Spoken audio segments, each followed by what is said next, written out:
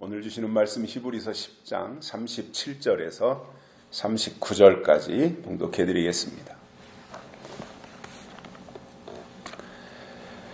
잠시 잠깐 후면 오시리가 오시리니 지체하지 아니하시리라.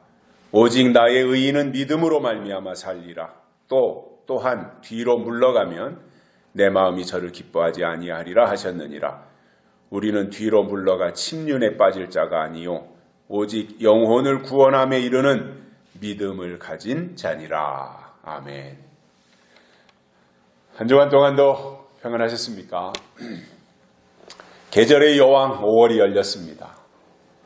오늘 5월의 첫날 주일로 하나님께 예배할 수 있도록 우리에게 허락하신 하나님께 감사를 드립니다. 2022년 5월 달에는 더없이 우리에게 기쁨과 희망과 또 행복이 가득 채워졌으면 좋겠습니다. 왜냐하면 지난 2년 넘도록 코로나 때문에 몸과 마음이 다 지쳐 있었는데 이제 어느 정도 코로나가 좀 누그러들기도 하지만 또 이렇게 제재했던 것들에 대해서 많이 해제를 하기 때문에 각자가 조심은 해야 되지만 왜냐하면 코로나가 없어진 게 아니니까 좀 우리에게 뭔가 자율적으로 스스로가 마스크를 착용하고 또 스스로 건강 관리하도록 원래 그렇게 했어야 되는 거예요. 원래. 그런데 이제 정치 방역을 하고 이용을 하다 보니까 국민들을 통제했었는데 이제 정부가 바뀌고 하면서 많이 개인의 자유를 보장해주는 방향으로 가고 있는 이 상황에서 또 이렇게 좋은 계절을 맞이했으니까 우리에게 남다른 감격이 있고 또 기쁨이 있고 희망이 넘치는 그러한 이 5월달이 됐으면 좋겠습니다. 성경은 종말에 대해서 즉 마지막에 대해서 비중 있게 말씀하고 있는데 종말은 끝난다라는 말입니다. 창세기가 시작에 대해서 기록한 책이라면 요한계시록은 마지막에 대해서 끝나는 것에 대해서 말씀하고 있는데 지금 시점에서 우리가 2022년도를 살고 있는 그리고 예수님이 다시 오시기를 기다리고 있는 우리들의 입장에서 보면 사실은 창세기보다 요한계시록이 더 중요합니다. 종말은 두 가지로 구분해서 설명할 수 있는데 하나는 개인의 종말이 있습니다. 각자 개인의 종말이 있고요. 다른 하나는 역사의 종말이 있습니다. 종말이라고 하는 것을 이 두 가지 관점에서 우리가 같이 겸비하고 가야 할 필요가 있는데 개인의 종말이라고 하는 것은 이 땅에 태어나서 80년 혹은 90년을 살다가 하나님이 부르시면 이 세상을 떠나게 됩니다.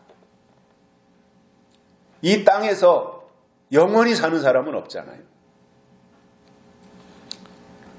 그래서 이 땅에서 주어진 기간을 살다가 또 하나님을 믿다가 이제 너는 이 세상에서 그만 살고 이리로 와라 하고 하나님이 그의 영을 가져가시면 육신은 흙으로 돌아가는 것입니다. 그런데 이 개인의 종말에 있어서 중요한 것은 믿음으로 살다가 천국으로 들어간다는 것이고 이것이 은혜 시대의 법이에요. 예수님을 믿는 사람이나 예수님을 믿지 않는 사람이나 다 똑같이 이 세상에 태어나고 이 세상에서 직업을 가지고 돈을 벌고 공부를 하고 그러면서 열심히 살다가 다 똑같이 이 세상을 이제 등지고 떠나게 되는데 천국으로 입성하는 죽음이 있는가 하면 천국으로 들어가지 못하고 지옥으로 떨어지는 죽음이 있다라는 겁니다. 종말이 있다라는 거예요. 개인의 종말이. 그래서 이 천국에 들어가는 개인이 믿음으로 살다가 하나님이 부르시면 그의 영이 천국으로 들어가는 이것이 은혜 시대를 대표하는 법이었습니다. 영혼 구원의 법이죠. 그런데 반해서 역사의 종말은 에덴 동산에서부터 이어져 내려온, 하나님이 에덴 동산을 창조하시고 그때부터 지금까지 쭉 이어져 내려온 모든 역사, 구약을 끝내고 신약을 시작하고, 이거는 이제 바톤 타치가 된 거지요. 그렇게 해서 이어져 내려온 지구촌의 성경의 역사로 6,000년이라고 하는 이 모든 역사의 종지부를 찍고 드디어 하나님의 나라가 이 땅에 임하는 것을 말씀합니다. 여기에서 중요한 것은 믿음으로 살다가 예수님이 재림하시면 맞이하게 되는데, 이것이 요한계시록에서 말씀하고 있는 새 법이고 예언의 말씀 속에 담겨진 하나님의 비밀인 것입니다. 그렇다면 성경을 통해서 개인의 끝이든 아니면 역사의 끝이든 마지막이 있다고 하는 것을 알고 사는 것이 지혜다, 그 말이에요. 시작한 날이 있으며 끝나는 날이 있다, 이것을 알고 사는 게 지혜다 말입니다. 그러면 역사의 끝날이 오기 전에 예수님을 잘 믿다가 개인의 종말이 와서 임종하게 되면 그는 육신은 땅에 묻혀서 흙으로 돌아가고 영은 하나님이 계시는 천국으로 들어가게 되어 있습니다. 반대로 개인의 끝이 오기 전에, 개인에게 죽음이 오기 전에 성경의 약속을 통해서 예수님을 잘 믿다가 역사의 종말이 먼저 와서 이 땅에 예수님이 성경대로 재림하시면, 그때까지 아직 육신의 종말이 이르지 아니하여서 살아서 하나님을 충실하게 믿고 있는 사람들은 그의 육신이 살아있는데 역사의 종말이 먼저 왔잖아요. 하나님의 나라가 임했잖아요. 그러면 육신이 하나님의 나라에 들어갈 수는 없어요. 왜냐? 하나님의 나라는 영의 세계예요.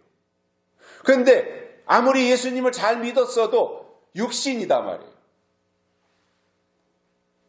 그러니 육신의 종말이 오기 전에 역사의 종말이 먼저 와서 믿음으로 잘 살고 믿음으로 하나님을 충실하게 섬기고 약속의 말씀으로 하나님의 때를 기다리며 준비하며 살아왔던 그 사람들에게 하나님이 주시는 혜택이 뭐냐면 변화체를 만들어서 역사의 종말과 함께 이 땅에 이루어지는 하나님의 나라에 들어가도록 만들어주시는 법을 설명해 주고 있고, 그 때를 가리켜서 계시록에서는 천년왕국이다 이렇게 말씀하고 있습니다.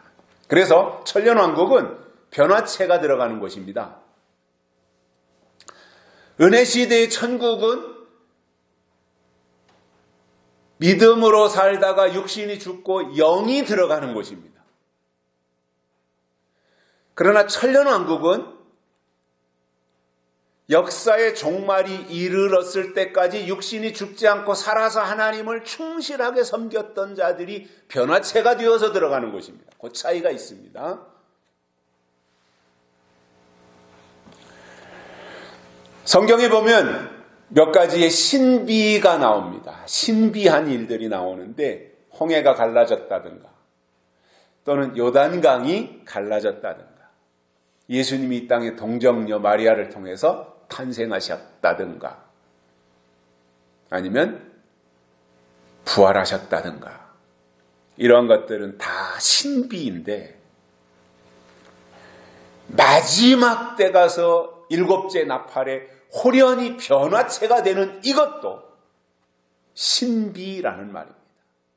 사람의 지식으로는 도저히 이해할 수 없이 하나님이 하신 일로 우리가 받아들여야 되는 이 역사, 바로 변화체도 거기에 해당된다라는 거예요. 이 세상의 모든 것은 다 시작이 있으면 끝이 있으므로 끝날이 있다, 끝나는 때가 있다라고 하는 것을 안다면 그것에 대해서 준비하는 것이 지혜이고, 또 끝을 안다면 사실 미워할 일도 없고 싸울 일도 없고 쥐어뜯고 다툴 일도 없는데, 왜 다투고 싸우고 분쟁이 일어나느냐 하면 끝이 있다고 하는 것에 대해서 생각을 안 하고 사는 거예요. 자기의 남은 시간이 영원할 줄 알고 100년도 못 살면서 1000년을 준비하고 있는 이 어리석은 모습들을 보여주기 때문에 그러한 반응들이 나타난다는 것입니다. 만약 이렇게 생각해 보십시오. 내 끝날을 안다면, 내 인생의 종지부를 찍는 날이 그날을 안다면 어떻게 살 것 같아요? 내가 만약에 몸에 병이 생겨서 의사로부터 진단을 받고 보니까 앞으로 6개월밖에 못 사십니다 라는 선고를 받았다고 생각해 보십시오. 그러면 어떻게 할 것 같아요? 너 나한테 쫓아다니면서 너 나 6개월 못 살아. 너 나한테 본때 맞아봐. 너 나 미워했지? 알아, 이리 와. 다 머리끄댕이 다 쥐어 뜯어놓고. 너 나 싫어했지? 이리 와. 다 꼬집어가지고 다 몸에 아주 멍들게 만들어 놓고. 이렇게 할 것 같습니까? 아마도 시한부 인생을 사는 사람들의 공통점이 있다면, 나한테 섭섭하게 했던 사람 전화라도 해서 사과할 거고, 나하고 이렇게 좀 뭔가 대립관계에 있던 사람들 생각해가지고 기억해서라도 사과를 할 것이고 용서를 구할 것이고, 막 이렇게 인생을 마무리하지 않겠습니까? 내가 살 날이 이 정도 남아있다라고 내 인생의 끝을 아는 사람은 뭔가 자기 인생을 정리하면서 이렇게 대립관계에 있던 사람들과도 화해하려고 하고 용서해 주려고 하고 용서를 받으려고 하고 이러한 모습으로 인생을 정리할 텐데, 자기 인생이 영원할 줄 알기 때문에 마무리를 못하고 가는 것이 아닐까, 그런 생각을 해봅니다. 성경의 결론은 예수님이 이 땅에 다시 오시는 것이고, 그래서 성경으로 신앙생활을 정상적으로 하고 있다면 그는 예수님이 언제 오실지, 그리고 어떻게 오시는지 성경을 통해서 알고 기다리게 되어 있습니다. 이것이 올바른 신앙이라고 봅니다. 날짜에 연연하지 건 전혀 아닙니다. 다만 방향을 정하고, 그리고 성경을 통해서 내가 깨닫고 하나님의 이 일이, 하나님의 때가 어떻게 진행이 되는지에 대해서 알고 거기에 적절하게 맞춰야 성장한 사람의 신앙 모습이지 않겠습니까? 오늘은 성경의 약속을 근거로 해서 주님이 오시기를 기다리는 자들이 하지 말아야 될 것이 있다 이거예요. 제가 오늘 역설적으로 말씀을 드리는 거예요. 하지 말아야 될 것. 반대로 말하면 해야 할 것이 되겠죠. 그러나 저는 제목을, 오늘 내용을 하지 말아야 될 것이 있다. 이것이 무엇인지에 대해서 세 가지를 깨닫고 은혜를 받겠습니다. 첫째로, 믿음을 떠나지 말아야 됩니다. 주님을 기다리는 사람들은 믿음에서 떠나면 안 된다, 그 말이에요. 하박국 선지자는 오직 의인은 믿음으로 말미암아 살리라 이렇게 말씀했는데, 의인에게 중요한 것은 믿음이에요. 우리가 의롭게 되는 것은 믿음이에요. 믿음 이외에는 우리가 하나님께로 갈 수 있는 어떠한 길도 없어요. 오직 믿음이에요. 그런데 문제는 이런 겁니다. 예수님께서 말씀하시기를 인자가 올 때 믿음을 보겠느냐 이렇게 하신 거예요. 하나님께로 가는 길은 믿음인데 예수님이 그 부분에 대해서 인자가 올 때 믿음을 보겠느냐? 예수님이 다시 오실 때 믿음이라고 하는 것을 볼 수 있겠느냐? 이렇게 말씀하셨다는 거예요. 자, 그러면 오늘 이 시대에 예수님이 말씀하신 것을 우리가 한번 좀 분석해보자 말입니다. 오늘 이 시대에 우리 한국에서만도 주일날이면 교회에 가서 예배에 참석하는 사람들이 이렇게 많아요. 5천만, 5천한 200만, 5천한 300만 되는 우리 대한민국 인구 가운데 1,000만 명 정도가 기독교인이라 그러죠.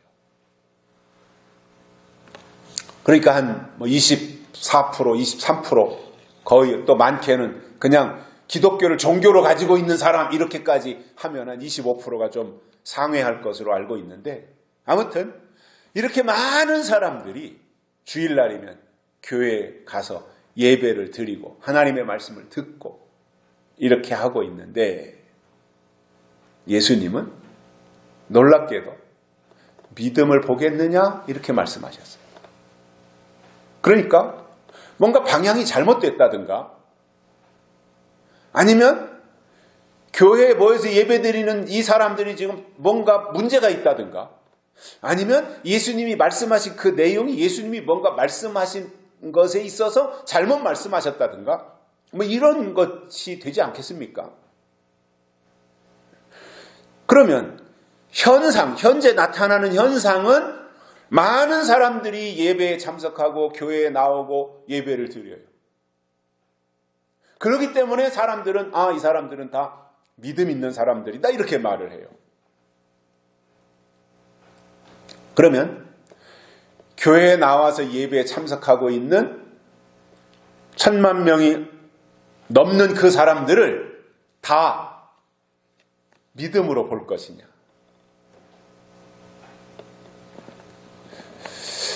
아니면 예수님이 말씀하신 좁은 문으로 들어가야 되고 좁은 길로 가야 되는 그 가운데서 예수님이 엄격하게 말씀하신 그 길로 가야 그것이 믿음이냐.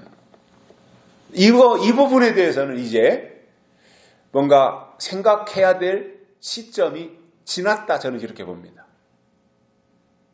과거에는 오래전에 은혜시대에는 교회 다니면 다 믿음이라고 할 때 맞았어요. 그게 성령 받으면 다 믿음이었고 다 천국 백성이었고 다 구원 받았어요.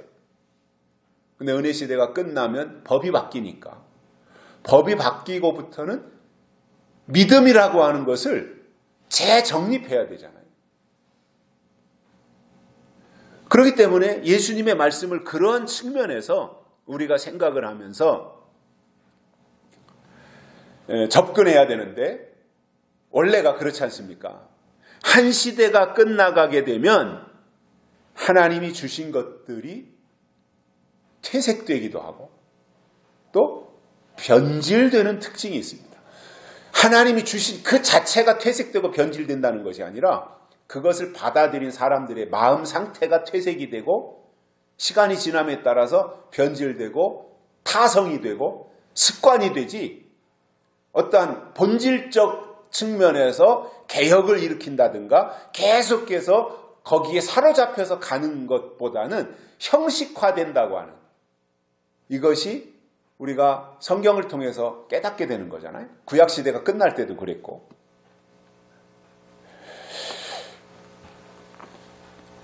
그래서 구약에서도 보면 모세를 통해서 이스라엘 백성들에게 율법을 주셨고 처음에는 그것이 잘 시행이 됐지만 오랜 세월이 지나면서 형식화되었고 요식행위로 전락이 되었습니다. 그러니까 예수님이 오셔서 회칠한 무덤이라고 지적을 하셨던 거죠. 바리새인들을 향해서. 왜냐하면 절기는 지키고 안식일은 지키는데 예수님이 오셔서 보니까 바리새인들이 절기는 지키고 안식일은 지키고 뭔가 그들이 철저하게 하는 것처럼 금식도 하고 하는데 예수님이 와서 보시니까 그들이 더 율법보다 더 중요한 의와 인과 신은 버렸더라 그 말이에요. 그러니까 형식화되었다라는 거죠. 그들 속에 하나님의 뜻이 없었고 빈 껍데기가 되다 보니 하나님의 아들 예수님이 오셨는데도 그들이 영접지 않았어요. 이것이 그들이 진정으로 하나님 앞에 서지 않았다고 하는 증거인 겁니다. 예수님이 오셨는데 영접지 않아요. 그럴 수가 있습니까? 말이 안 되는 거지 않습니까? 그러다 보니 겉으로 볼 때 형태는 남아있어요. 형태. 이제 좀 있으면 매미들이 나오는데 땅속에 있던 군뱅이가 이제 때가 되어서 매미의 형태를 다 갖추고 땅 위로 이제 짠 하고 올라올 때 군뱅이가 매미로 변화체가 되어서 나오는데 반드시 겉옷을 벗고 어떻게 벗었는지 몰라요. 손도 없고 한데 이 매미가 겉껍데기를 딱 벗고 속 알맹이만 쏙 튀어나와가지고 그때부터 이제 매미의 인생을 사는 거예요. 그러면 이렇게 이제 나무 밑이라든가 이렇게 여름이 될 무렵에 가서 보면 매미의 겉껍데기 벗어놓은 허물을 벗어놓은 게 있어요. 이렇게 들여다봐 이거 매미가 또 한 마리 나타났구나 이렇게 생각을 하게 되잖아요. 매미의 모양 그대로 똑같이 껍데기를 벗어놓고 나갔으니까요. 매미가 이제 날개를 달고 나갔으니까요. 그래서 그 형태를 보면 껍데기를 보면 여기서 매미 한 마리가 탄생했구나 하는 것을 알게 되는 것처럼 이 하나님의 사람들 속에도 뭔가 이렇게 나타나는 것들이 겉모습으로 나타나잖아요.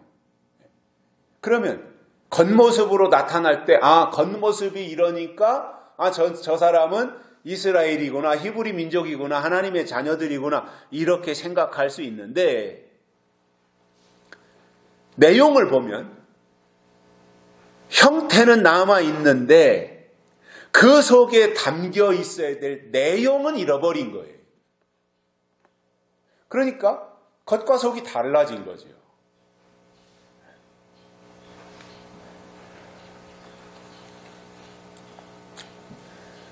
그러면 예수님이 오셔서 믿음을 보겠느냐 이렇게 말씀하셨을 때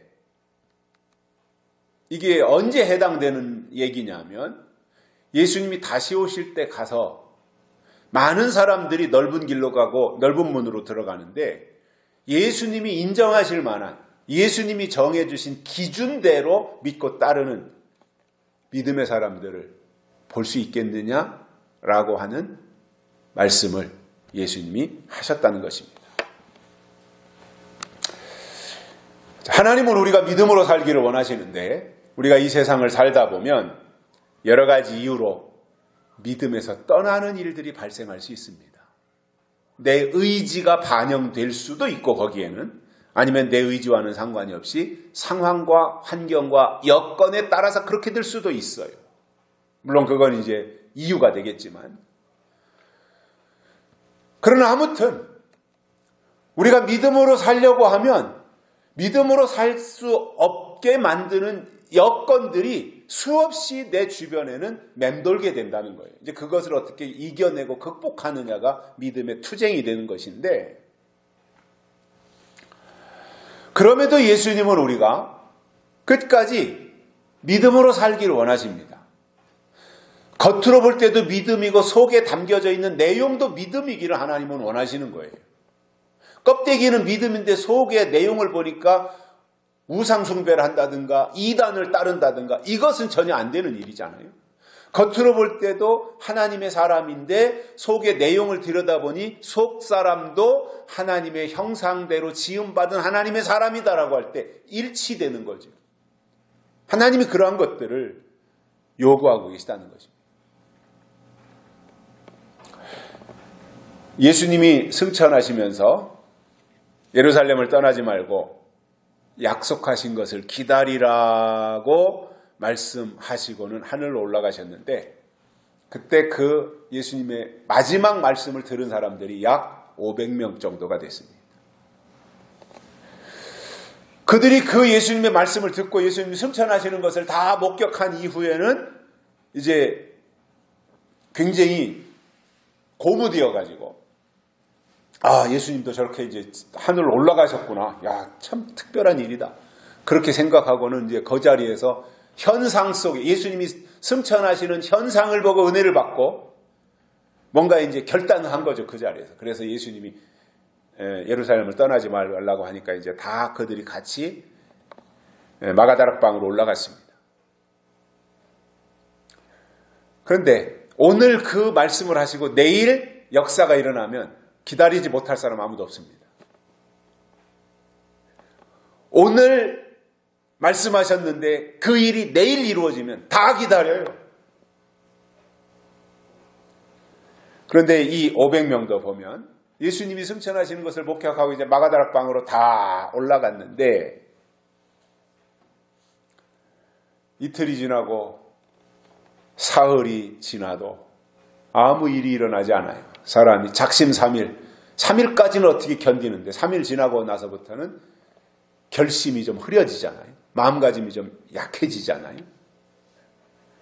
그러니까 그때부터는 3355 짝을 지어서 처음에는 불평하다가 나중에는 에이, 우리가 지금 헛고생하는 거야 라고 생각하고 떠나는 자들이 발생했던 것입니다. 결국 마가다락방의 끝까지 남은 사람들이 120문도였고 그들에게 약속하신 성령이 임했는데 120문도가 실제로 마가다락방에 올라가서 기다린 시간은 열흘이었던 것입니다. 그러나 예수님은 승천하시면서 열흘만 기다리라 이 말씀도 안 하셨어요. 그냥 기다리라고 하셨어요. 그런데 성령이 임하고 보니까 그들이 기다린 시간은 열흘이었다라는 것입니다. 짧은 시간이지요. 열흘. 그런데 그 시간도 기다리지 못하더라 말이에요. 그 열흘. 왜 열흘이냐면 예수님이 부활하시고 나서 40일 있다가 승천하시면서 기다리라는 말씀을 하신 거예요. 그리고 오순절에 마가다락방에 성령이 임한 거예요. 40일 동안 계시다가 승천하셨고 오순절 50일째 되는 날 성령이 임했으니까 열흘을 기다린 겁니다. 열흘.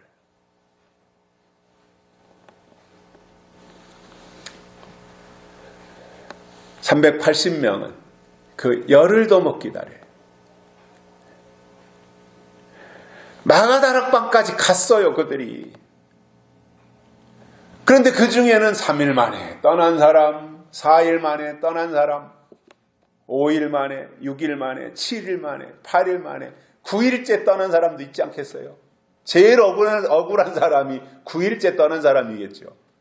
그거 몇 시간만 더 기다렸어도, 하루만 더 기다렸어도 은혜 시대를 열어놓는 사람으로 거기에 포함이 되어서 그 엄청난 일을 했을 텐데 그들이 380명이 마가다락방을 떠난 이유가 있습니다. 뭐냐면 예수님이 주신 약속을 믿지 않았기 때문입니다. 마지막은 그 싸움이라고 저는 생각을 해요. 그 싸움이에요. 하나님이 주신 약속을 믿느냐 믿지 못하느냐. 환경 속에서는 계속해서 의심할 수밖에 없는 여건들이 제공이 됩니다. 의심하게 만드는 거예요. 불신하게 만드는 거예요. 그럼에도 그것을 극복하고 성경을 믿고 하나님의 약속을 믿는 그 상황 속에서 끝까지 하나님이 주신 것을 믿고 기다리노라면 하나님의 정한 때에 하나님의 약속하신 것들이 그들에게 제공된다는 거예요. 그때부터는 이제 날개를 다는 거지요. 거기까지 가기가 어려운 것이지요. 자, 그러면 오늘 본문에서 말씀하는 이 믿음이라고 하는 것은 한낱 믿습니다 이렇게 하면서 구호를 외치는 것이 아니라 믿음이라고 하는 말 자체가 뭐냐면 하나님의 약속을 믿는 것을 믿음이라고 말합니다. 그렇기 때문에 믿음은 추상적인 게 아닙니다. 사람들이 믿음을 그냥 추상적인 단어로 생각을 합니다. 그리고 공중에다 대고 주여 믿습니다 이렇게 말하는 그 자체를 믿음이라고 생각을 합니다. 그렇지 않습니다. 믿음은 분명한 실제이신 하나님의 약속을 근거로 해서 믿음이 성립한다라는 말입니다. 어느 날 하나님이 아브라함을 부르시고 약속을 주셨을 때 아브라함은 바랄 수 없는 중에 바라고 기다릴 수 없는 중에 기다렸고 그리고 드릴 수 없는 중에 드린 사람으로 성경에 나타나고 있습니다.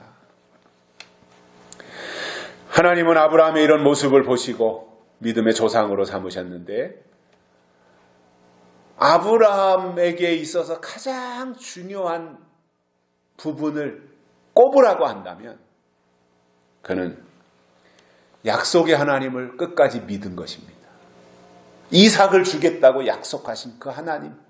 물론 순간순간 뭔가 상황 속에서 이렇게도 아브라함이 했고 저렇게도 했지만 결국 그때마다 주시는 하나님의 응답 속에서 하나님의 약속을 기다렸던 것입니다.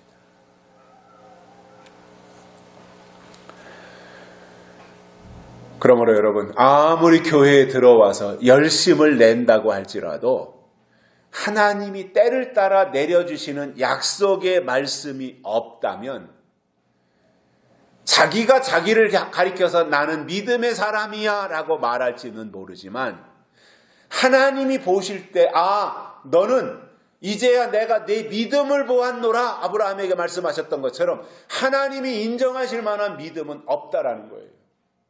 중요한 것은 뭐예요? 내가 인정하는 내 믿음이 아니라 하나님이 인정하시는 믿음이 중요한 것입니다. 여러분, 믿음을 인정하시는 분은 하나님이시기 때문에 하나님이 무엇을 믿음으로 인정하시는지 그 기준을 알고 거기에 맞춰가야지요. 톱니바퀴가 톱니가 맞아야 제대로 돌아가고 거기서 동력도 만들어져서 뭔가를 움직이고 돌릴 수 있잖아요. 하나님이 인정하시는 것이어야 된다라는 말입니다. 그래서 하나님이 우리에게 원하시는 첫 번째는 믿음을 떠나지 말아라 라는 것이고요. 두 번째로는 뒤로 물러가지 말아야 됩니다. 뒤로 물러가지 말아야 됩니다. 예수님을 기다린다면 뒤로 물러가면 안 된다 그거예요. 누가복음 9장 62절에서 예수님이 말씀하신 것을 보면 손에 쟁기를 잡고 뒤를 돌아보지 말라 이렇게 말씀했어요. 손에 쟁기를 잡았다는 건 뭐예요? 일하는 사람, 일꾼이다 말이에요. 일꾼이 쟁기를 잡으면 그때부터는 뒤를 돌아다보지 말라는 거예요. 앞만 보고 가라는 거예요. 근데 쟁기를 잡고 자꾸 뒤를 돌아다보면 밭고랑은 꼬불꼬불 되는 겁니다. 어느 날 아버지가 아들을 데리고 이제 소 한 마리를 끌고 쟁기를 짊어지고 뒤에 있는 큰 밭으로 갔다 그럽니다. 아버지가 먼저 시범을 보였어요. 밭은 이렇게 가는 거다. 그래가지고 밭고랑을 만들고 이렇게 쫙쫙 했는데 아들이 보니까 이야 아버지가 그냥 끼랴끼랴 하면서 소를 몰고 가는데 저 앞에 가면은 밭고랑이 그냥 곧게 쫙 빤듯이 있는 거예요. 그리고 나서 이제 아버지가 아들을 불렀어요. 아들아 이제는 네가 해라. 나 나이 늙고 하니까 이제부터는 농사를 네가 주도해서 져야 되지 않겠느냐. 아버지가 쟁기를 이제 아들 손에 줬어요. 아들이 처음으로 쟁기질을 했는데 돌아가서 보니까 삐뚤빼뚤 해가지고 그냥 곧게 간 데가 하나도 없이 다 삐뚤빼뚤 돼가지고 갔더라는 거예요. 그러니까 아들이 봐도 야 이게 어떻게 된 거냐 아버지가 하신 것과 내가 한 것과 이렇게 차이가 날 수가 있는가.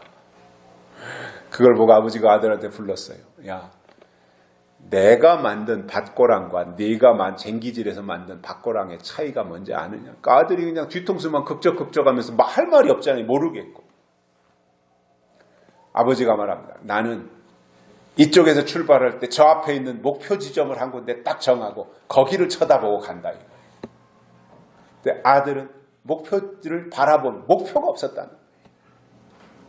그러니까 결과적으로 삐뚤빼뚤 될 수밖에 없다는 거죠. 목표가 없이, 표대가 없이 가다 보니까요. 밭고랑 하나 만드는데도 목표를 정하고 가야 된다는 거죠. 그런데 앞에 목표도 없는 데다가 자기가 간 밭고랑이 잘 됐나 안 됐나 한 5m 가서 뒤돌아보고 또 한 5m 가서 뒤돌아보고 그러면 더 엉망진창이 되지 않겠습니까? 제 초등학교 동창 중에 그때는 운동회가 제법 크게 그야말로 참 멋지게 동네 잔치로 해서 마을마다 막 큰 잔치, 고구마도 삶아오고 계란도 삶아오고 그야말로 그냥 동네 큰 시골의 잔치가 이루어지는 것이 이제 시골의 운동회였는데, 운동회라면 각 반별로 다 이제 달리기를 해가지고 뭐 1등, 2등, 3등 해가지고 공책도 주고 연필도 주고 다 상품을 줬지 않습니까? 그 중에 하나가 달리기도 잘 못해요. 걸음도 느려 터져가지고 소가 뛰듯이 하는데 느릿느릿. 제 6학년 때일 거예요. 6학년 여자의 동창이 이제 그 여자애들 달리는 시간이 됐는데 준비 땅 하면은 그냥 쏜살같이 앞을 보고 쫙 이렇게 달려야 되는데 걔는 이러고 뛰는 거예요. 이러고. 우리가 이제 다 깔깔깔깔 웃는 거죠. 그 걔 달리는 모습을 보면 평소에도 그렇게 뛰는데 그날도 운동회 하는데도 이러고 뛰니까, 뒤를 보고 뛰니까 걔는 이제 그게 버릇인 것 같아요. 제대로 가겠습니까 그게? 그러니까 꼴찌는 아주 맡아놓은 거죠. 뒤에서 1등 하는 거죠. 우리가 무슨 일을 할 때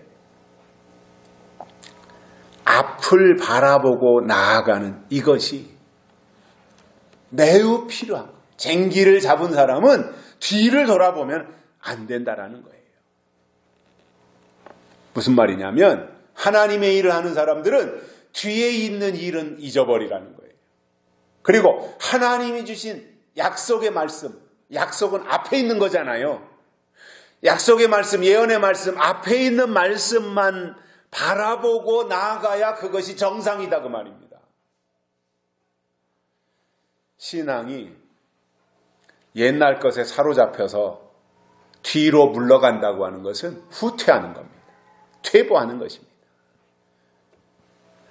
다시 말해서 예수님을 기다린다면 성장해야 되고 장성한 방향으로 나아가야 옳은 것입니다. 그러나 말로는 예수님이 오신대, 그리고 나는 예수님을 맞이할 거야, 나는 예수님을 오늘도 기다리고 있어, 이렇게 하면서 말로는 예수님이 오신다라고 말은 하는데 그 자리에 꼼짝도 하지 않은 채 그냥 앉은뱅이처럼 머물러 있다든가 아니면 어린 아이로 돌아가는 것은 성숙하지 못했다라는 증거인 것입니다. 애굽에서 430년 동안이나 종살이를 하던 히브리 민족은 하나님이 모세를 통해서 이제 드디어 430년 만에 그들을 구출하고 홍해를 건너서 광야로 가도록 이제 하나님이 그들을 탈출하고 출애굽을 시켰던 거죠. 그래서 그들이 수르 광야를 거치고 신광야를 거치고 시내 광야 거쳐서 이제 바란 광야에 이르렀을 때에 모세가 거기서 12장판꾼을 선발을 합니다. 그리고는 가나안 땅을 정탐하게 하고 40일 동안이나 그리고는 이제 거기서 돌아와서 자기들이 가나안 땅에 먼저 가서 정탐했던 그 내용들을 히브리 민족이 듣는 가운데서 보고를 한 거예요. 그런데 놀랍게도 히브리 민족은 10정탐꾼의 말을 채택을 하고 2정탐꾼을 돌로 쳐 죽이려고 했던 것입니다.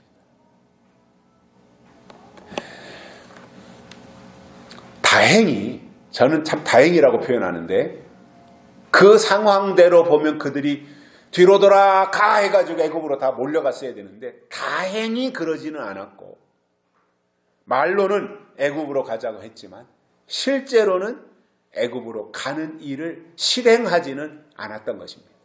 참 천만다행의 일이었지요.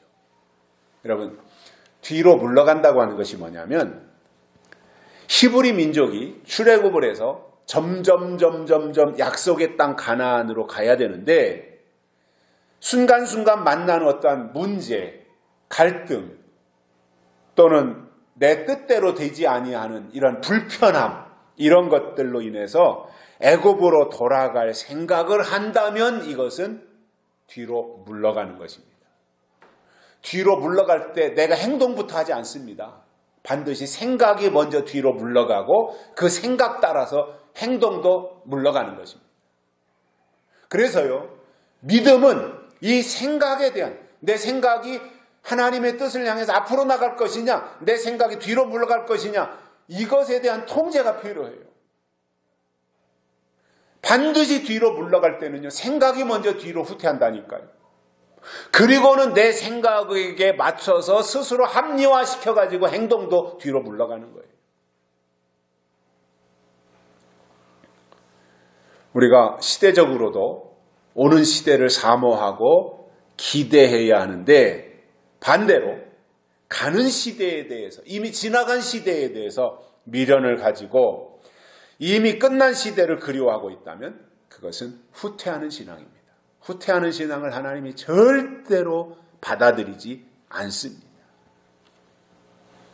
이 말씀은 지금 이 시대에 우리들이 신앙생활하고 있는 입장에서 우리들에게도 그대로 적용이 되어서 은혜 시대의 끝자락에 이르러서 교회 안에 기복신앙이 침투해 들어왔어요.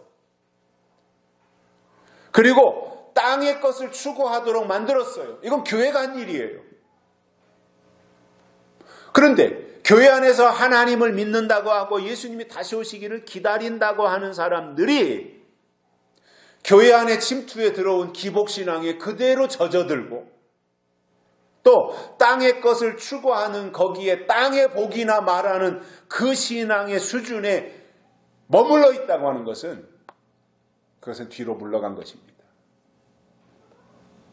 무엇보다도 마가다락방에 성령이 임한 이후에 시작되어진 은혜 시대는 하나님이 교회에 주신 성령으로 말미암아 영혼을 살리는 일을 주도해 온 것이 은혜 시대 교회의 본 모습이었습니다.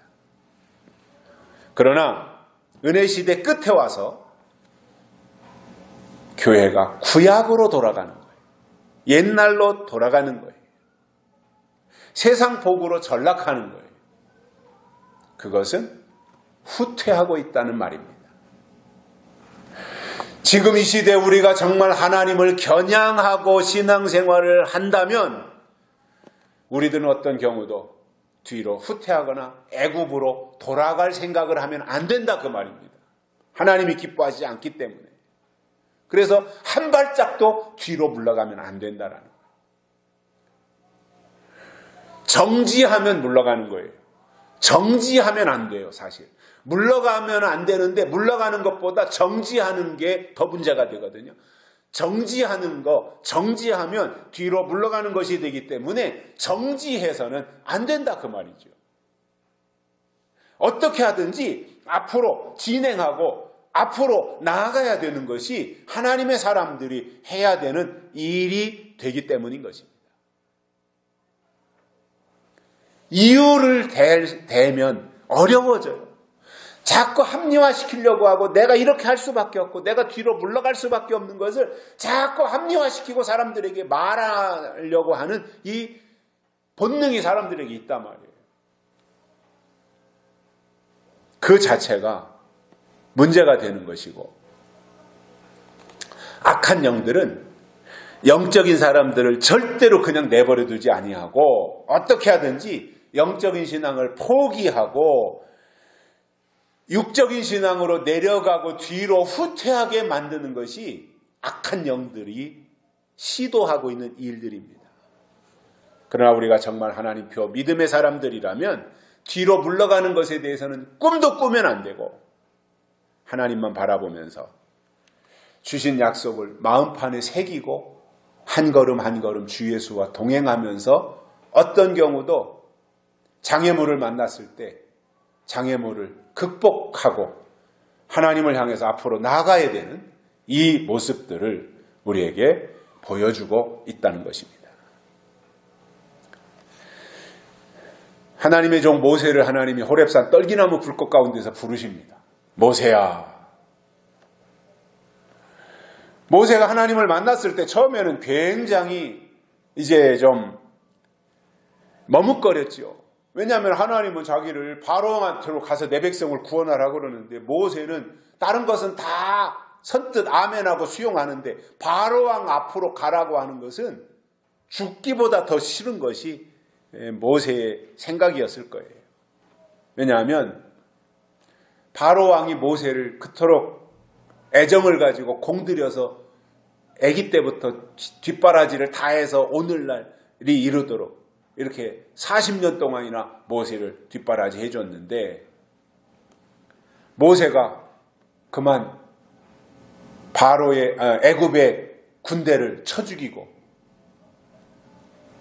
바로에게 하직 인사도 한마디 하지 못한 채 그냥 도망쳤으니 바로 왕은 얼마나 배신감을 가졌겠습니까? 그런데 하나님이 떨기나무 불꽃 가운데 나타나셔서 모세를 부르시더라 말이에요. 모세야, 너는 이제 이렇게 해야 된다. 그래서 바로 왕과의 어떤 껄끄러운 관계가 있었지만 그것에 대해서 이제 하나님이 다 해결해 주셨고 내가 너와 함께 할 테니까 이제 너는 그렇게 해야 된다. 그러한 말씀을 듣고 모세가 이제 드디어 어렵게 하나님이 그냥 이렇게 설득시키고 저렇게 설득시키고 이렇게 용기를 부여해 주고 그래가지고 모세가 이제 어렵사리 결정을 하고 사명자가 되어서 하나님의 보내심을 받고 바로왕 앞으로 갈 때 모세는 전혀 주눅들 모습이 아니라 당당한 모습으로 갔습니다. 그뿐이 아니라 모세는 백성들을 이끌고 드디어 이제 광야로 가다가 앞에 홍해를 만나잖아요. 홍해. 그건 뭐 어떻게 해볼 도리가 없잖아요. 홍해를 만났을 때 웬만한 사람 같으면 이거 홍해네. 이거 홍해를 어떻게 건너가지? 홍해를 이렇게 다리를 만들 수도 없고 뭐 깊이가 있으니까 돌다리를 놓고 갈 수도 없는 거고 그렇다면 웬만하면 어떻게 했겠어요? 다른 길이 있나? 우회할 만한 다른 길이 있나? 이거를 찾으려고 했지 않겠어요? 근데 모세는 그러지 않았어요. 또 애굽의 군대가 좀 있다가 뒤쫓아오잖아요. 그때도 물러서지 않아요. 이 모세예요, 모세.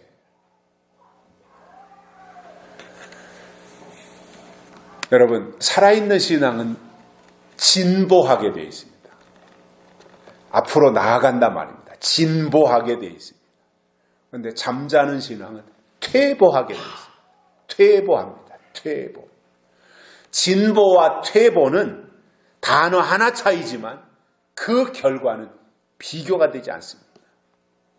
하나님은 우리의 신앙이 날마다 진보하기를 원하시는데 사단은 우리가 날마다 퇴보하기를 원하는 거예요. 진보는 발전하는 것이고 성장하는 것이고 성숙해지는 것이고 앞으로 나가는 것이라면 퇴보는 뒤로 후퇴하는 것이고 그리고 제자리 걸음하거나 아니면 옛날로 돌아가는 것을 말합니다. 우리의 신앙은 뒤로 물러가거나 퇴보하는 것이 아니라 날마다 전진하고 날마다 진보하고 날마다 개혁하고 그래서 하나님을 바라보면서 약속의 땅을 향해서 나아가는 그것을 의미하고 있습니다. 세 번째로는 침륜에 빠지지 말아야 됩니다. 침륜의 뜻은 물속에 가라앉는다 그 말입니다. 물속에 가라앉으면 숨 못 쉬니까 죽는 거지요. 결국 신앙이 뒤로 물러가면 필연적으로 침륜에 빠지게 된다 그 말입니다. 노아가 방주를 만들고 나서 비가 내리는데 40주 40야. 그러니까 밤낮을 가리지 않고 40일 동안 하늘에서 비가 내리고 땅속에서 물이 솟구쳐 올라오고, 그러니 사실요, 지금 현재 이렇게 우리가 배수로 시설이 그래도 시골에까지 잘 되었어요. 자치단체가 되면서 국가 예산을 갖다가 홍수가 나는 곳에 홍수 예방 시설도 다 했고, 배수 펌프 이런 거 다 만들어 놨고, 그리고 배수로 시설이라든가 물 빠짐 이런 것이 잘 되도록 다 만들어 놨어요. 그런데 그게 한계가 있잖아요. 1시간당 비가 몇 미리 정도 와서 적당하게 물이 흘러갈 때 그것이 빠져나가는 거지, 1시간에 그냥 막 200mm, 300mm, 400mm 아주 그냥 폭우가 쏟아진다. 그러면 감당 못하는 거잖아요. 노아 시대의 홍수가 그런 거예요. 시간당 몇백 미리, 1000mm 막 그냥 이것이 24시간 동안 쉬지도 않고 40일 동안 내린 거예요. 그러니 그게 엄청난 거죠. 그렇게 해서 40일 동안 쏟아졌던 빗물이 이제 바닷물과 다 섞여서 범람해가지고 모든 산을 다 뒤덮었고, 그러기를 150일 동안을 그렇게 있었던 겁니다. 그러니까 살아있는 생물은 아무것도 없는 거죠. 그 지경이 되니까. 자, 그러면 방주를 비웃던 사람들이 홍수가 났을 때 다 침륜에 빠진 거예요. 방주를 만든 노아의 가족들만 구원을 받은 것이죠. 그러면 여러분, 홍수가 났을 때 물속에 빠지지 않는 유일한 길이 있다면 그것이 뭐예요? 방주에 올라타는 거잖아요. 방주에 들어가는 거잖아요. 그러면 방주가 그를 안전하게 지켜주는 거잖아요. 내 능력으로, 내 실력으로 살아남으려고 할 것이 아니라 하나님이 제공해 주신 구원의 방주 안으로 내가 들어가는 거예요. 이게 믿음인 거예요. 이게 사는 길인 거예요. 자, 그러면 여기에서 침륜에 빠진다고 했을 때 이 말은 계시록으로 표현한다면 환란에 빠지지 않는 거예요. 그래서 침륜에 빠진다, 이것은 환란에 빠진다, 이 말이 된다는 거거든요. 그러면 하나님이 원하시는 신앙은 때를 따라주시는 말씀의 인도함을 받아서 환란을 이기는 것입니다. 예수님 초림하셨을 때 천국에 들어가는 길은 오직 믿음이었습니다. 마찬가지로 예수님이 다시 오실 때 대환란이라고 하는 침륜에 빠지지 않고 사는 길은 하나님의 인치심을 받는 길입니다. 요한계시록이 이루어지는 순서가 있습니다. 인, 환란, 재림, 심판, 천년왕국. 이 5가지 단계로 계시록은 이루어지게 되어 있는데, 인을 치실 때 인을 맞으면 환란이 올 때 환란에 빠지지 않는 것이고, 예수님이 다시 오실 때 그 예수님을 맞이하고 영접하게 되며 심판을 면하게 되고 천년왕국에 들어가는, 이것이 공식입니다.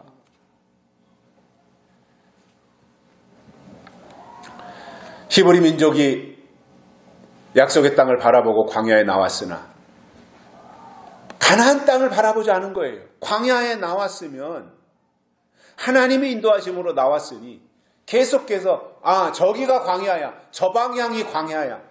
그래서 저 방향이 가나안 땅이고 저기가 가나안 땅이야. 그것을 바라보고 광야에 있으면서 가나안 땅을 그리워하고 가나안 땅을 사모하고 가나안 땅에 들어갈 날을 손꼽아 기다리는 이 수고를 했어야 되는데, 이스라엘 백성들은 출애굽을 해가지고 광야에 나왔으면서 전혀 그들 속에는 가나안 땅에 대한 생각이 없었습니다. 그러니까 그들이 다 기회만 되면 애굽으로 돌아갈 생각을 하고 뒷걸음질을 쳤고요. 그러다 보니까 그들이 다 광야에서 죽었습니다. 출애굽할 때 이스라엘 인구가 60만 3,550명이었습니다. 그런데 그들이 출애굽하고 나서 광야에서 60만 3,550명 중에 여호수아 갈렙을 제외한 60만 3,548명이 광야에서 다 죽었어요. 그리고 광야에 나와서 태어난 광야의 2세들이 여호수아와 갈렙을 통해서 가나안 땅에 들어갔던 것입니다. 결론으로 이 시대의 하나님의 사람으로 예수님이 다시 오시기를 기다린다면 어떤 어려움이 있다고 할지라도 믿음에서 떠나지 말아야 된다는 겁니다. 아울러 부닥친 상황과 타협하거나 양보하는 등 뒤로 물러가는 일도 없어야 되고, 침륜이라고 하는 대환란에 빠지는 일도 없이 약속의 말씀을 굳게 붙잡고 예수님이 다시 오시기를 기다리는 충실한 믿음의 장부들이 되시기를 주의 이름으로 축복합니다. 살아계신 하나님 아버지, 감사합니다. 오늘도 우리를 불러주시고 하나님의 말씀을 듣게 해주셔서 감사를 드립니다. 이 말씀이 이유가 되어져서 우리가 더욱더 하나님을 가까이 하게 하시고 하나님의 뜻대로 살아가면서 주님을 기다리는 자들로서의 온전한 삶을 살아갈 수 있도록 우리를 이끌어 주옵소서. 다시 오실 예수님의 이름으로 간절히 기도드리옵나이다. 아멘. 찬송가 318장 부르시면서 헌금 드리시겠습니다. 318장 1절과 4절입니다.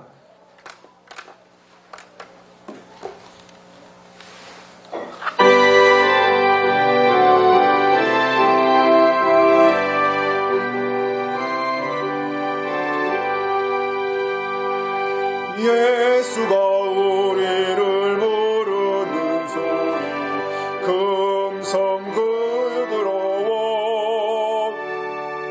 문 앞에 나와서 사면을 보며 우리를 기다리네. 오라 오라